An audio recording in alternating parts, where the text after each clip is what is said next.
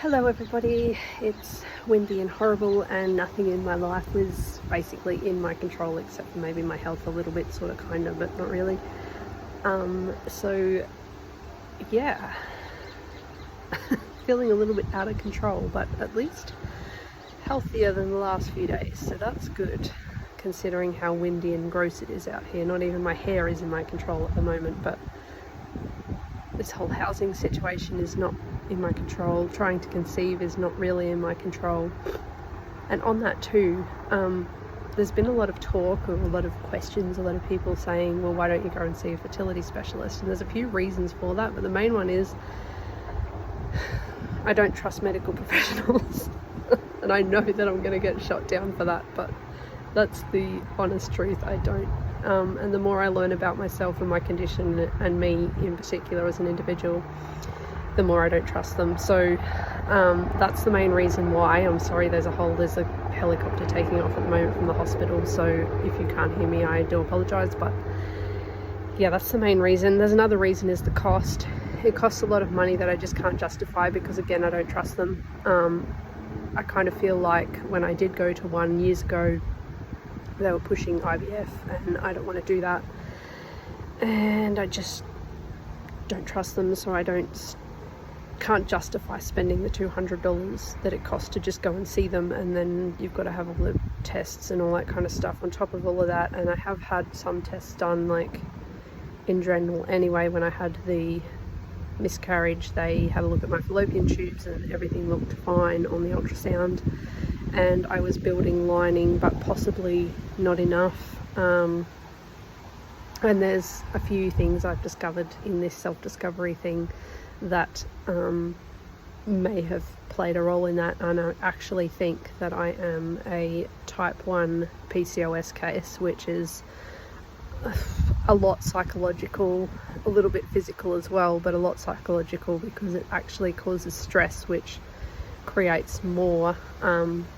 testosterone, basically, in a layman's terms, and that could be the problem as to why conceiving and carrying is extremely difficult. So the good news is that there's natural treatments for that and stuff that I can try anyway, and if it's not the problem, then it doesn't really matter. It's just gonna make me a little bit gassy maybe and that's about it, and I can just stop the treatment if that's not working. But I have a feeling I line up with every symptom there is of this particular type of PCOS. So it's not the type where you're overweight or you have like diabetic type things with insulin resistance and that kind of stuff. It's actually like a stress response where your body just produces crazy amounts of the wrong kind of hormones, basically, as a stress or inflammatory response, which I think is what's happening, because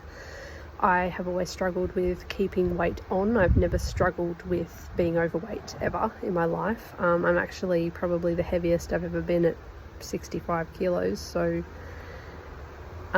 that's one of the signs of this particular thing, and I have all the signs of a dominance of testosterone, which again is not good. I don't have like severe symptoms, so that's a good thing, that it should be treatable. But yeah, I've had to kind of read through a lot of stuff, a lot of studies, and work out what the best thing for me is, because I simply just don't trust anyone after being drug injured and had some bad medical decisions made and some experiences with doctors that I don't want to go into. I just don't trust, and so I've had to do it myself, and it's not for everyone. I'm not telling you that that's what you should do or anything like that, and don't take my advice. I haven't even given any advice, but yeah, there is other options if you are like me and you just don't have the trust in. I have an amazing doctor, by the way, an amazing GP, and I have no bad words to say about him. He does have some understanding of herbal medicine and nutritional medicine and all that kind of stuff, so I have nothing bad to say about him. And he listens, and he hasn't gaslit me once, which is amazing, because that's never happened before. It's either gaslighting or they don't understand. And he admits that, he doesn't know a lot about osteopetrosis and that there's some things going on that are a bit crazy, and he did threaten once to put me on blood pressure medication, which I've since dealt with, and my blood pressure is normal now. It was vitamin E deficiency, that particular issue, and now my blood pressure is back to normal, so it's actually lower than normal, which is my normal, so that's fine. And I've dealt with the tachycardia issues that I was having as well. So yeah, but he admits that he doesn't know, and he's willing to work with me, so that's awesome. But he's not a fertility specialist and I don't intend to add one of those to my medical team, which consists of my GP, because I don't trust anyone. I don't even I trust him to a point, but yeah, and he realizes that, like, he knows that I've had some terrible experiences with medical professionals. He totally understands, and he doesn't hold that against me, I hope, but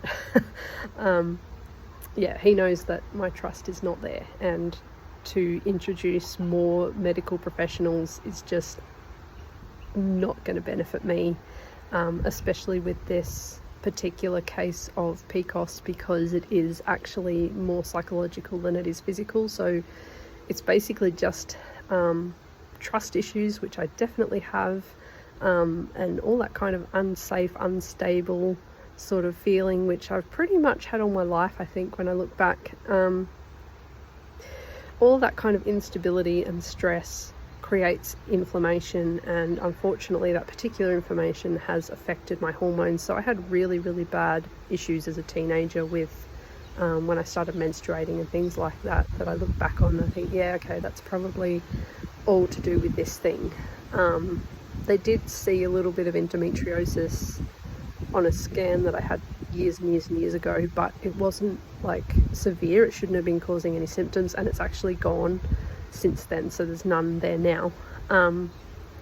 So it definitely wasn't related to that, but that sign of inflammation being in that area is something that really should have been looked into. And there's other things like I'm flat chested.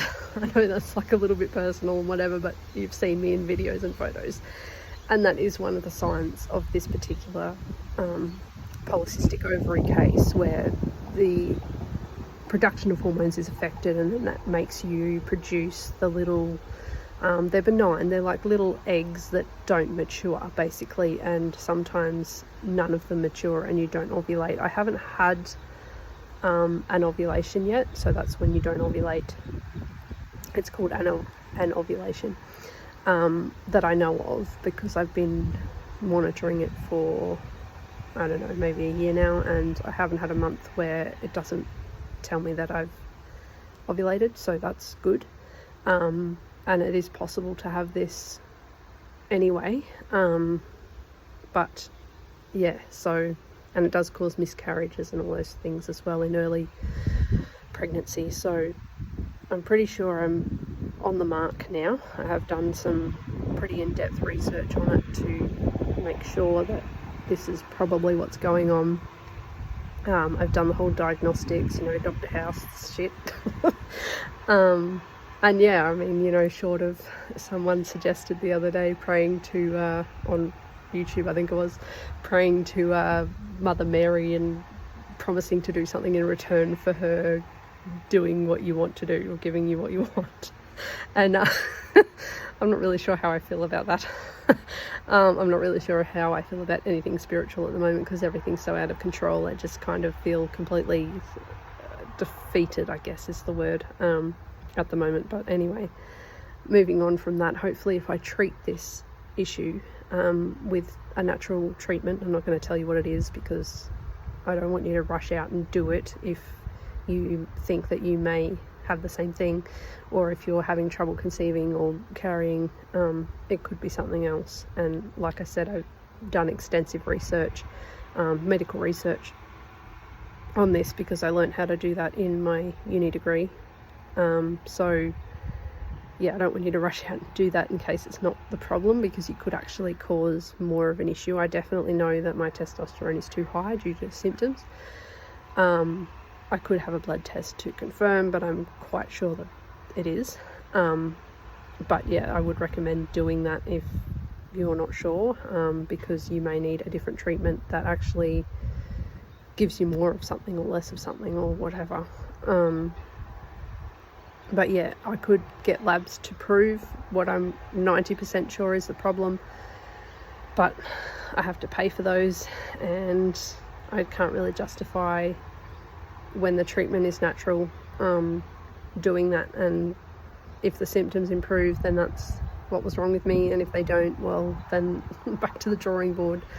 But there's not really anything else that fits everything that is going on. So yeah, that's where we're at with that. And I don't even know how I got onto this topic. I wasn't going to do a long video today, but anyway, here we go. And I haven't yet prayed to Mother Mary as what was suggested, and I also will not be seeing a fertility specialist. I know that goes against like everybody's recommendations as far as TTC goes, but I'm kind of like, if it happens, that's fantastic, and I really want it to happen, but if it doesn't happen, then I'll have to deal with it. Like, I'm not going to force it, sort of thing. Like, I'm pretty sure this is what's wrong with me, and if I fix it, then fantastic, I should be fine.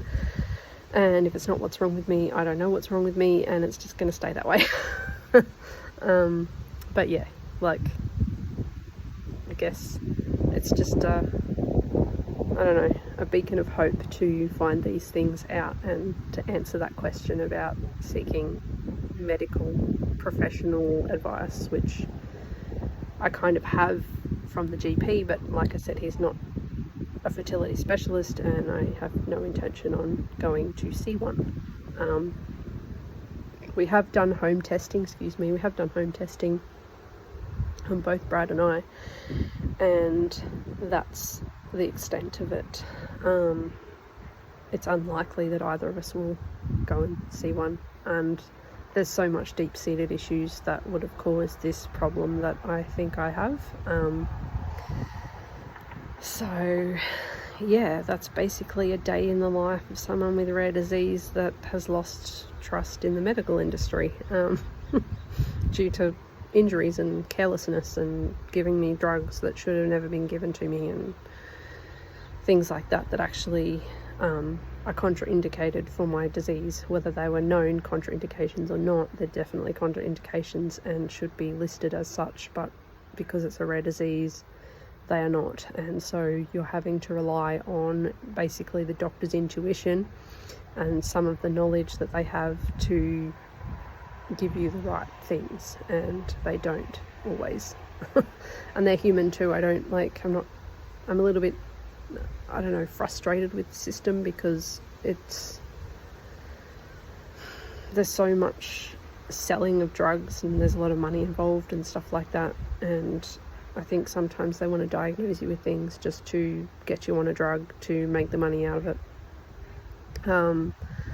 And that's not always a good thing, especially when you already have an underlying condition like I do, which affects the whole body basically, right down to like my heartbeat and my digestive tract, and the way everything moves and works together is affected by my disease. So they need to be aware of that, and they're often not. They just think it's in the bones and it'll be fine. We'll give her a medication that increases bone density when my bone density is already too high. Yeah, so it's not good, and it certainly did lead, that particular drug injury did lead to further fractures that may not have happened had they not have done that, because I actually don't fracture that often anymore, since I've been off that medication. I was 12 years old when I took myself off it, and things have improved as far as the condition itself goes. So yeah. That's one of the reasons why I don't trust medical professionals, especially specialists. I'm sorry if you're a specialist watching this, but I really feel like you're not looking at the whole person. You're only looking at one particular thing that you're specialized in. Like if you're an endocrine, you're only looking at like hormones. You're not looking at the balance of nutrients that might be affecting hormones all the time. I mean, some of you might be, but in my experience, you're not. Like heart specialists is only concentrating on the heart. They're not concentrating on well, maybe they are, because thoracic surgeons kind of do lungs and stuff as well, but you're not thinking about the liver's impact, the cranial nerves impact on the heart, the whole picture. Like, it just feels like it's pigeonholed into a particular system or a particular organ or a particular part of the body, rather than looking at the whole picture. And I know that's really difficult to do, because you need specialists, because there's conditions of those particular parts of the body that a GP can't possibly know everything about, because it's just too much to know for one brain. I mean, there's Google now, but yeah. I just feel like it was I think a pediatrician that put me on the medication. I don't trust pediatricians very well. She also tried to stop me from horse riding, that particular doctor. So yeah, I have problems with them, and I'm sorry. But I'm better now. If I have a child, though, I will be very selective, and I don't know that I would have one any longer than absolutely necessary for child safety, not to take the child off me, basically. So if we don't need one, I won't have one. Because I just have issues with trusting them in particular after that injury. So yeah, that's just my ramble and rant for today, and I hope you enjoyed it. And I just wanted to kind of come on and let you know that I am better than I have been. The colour's back in my face and stuff. I don't feel as tired and as sick as I did. My disease seems to have eased up a bit, and stress is a really big factor in pretty much all of my health issues, so I really have to work on minimizing that, and I'm not really sure how to do that anymore, because like when I was in the new age, it was really easy. You just go and meditate or something, but I don't know how I feel about that anymore, and I don't, yeah. So it's all very confusing. But anyway, long enough video as it is. But there you go, there's my rant for today.